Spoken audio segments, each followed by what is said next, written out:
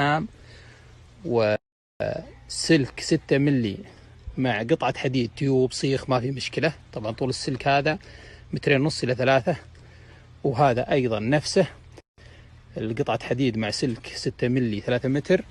وهذه الأرضي قطعة صاج، وهذا الأرضي قطعة صاج وسلك 6 ملي 3 متر نفس الطريقة. طبعا يربط ربط عادي، ما يحتاج انك تلحمه ولا شيء، ربط عادي.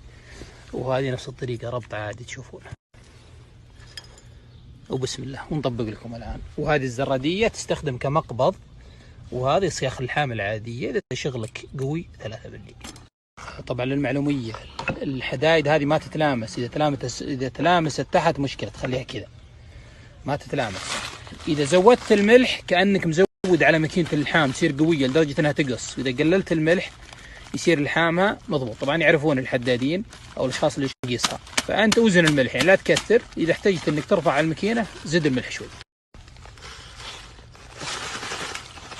طبعا مقدار تقريبا كاس أو ملي اليد مرتين. حط شوي. الآن ركزوا معي مضبوط.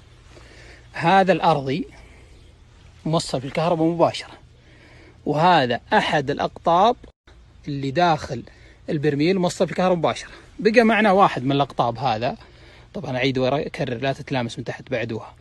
القطب الثالث هذا هو اللي بيركب في الزرادية عشان اللحام. أوريكم الآن، يلا بسم الله.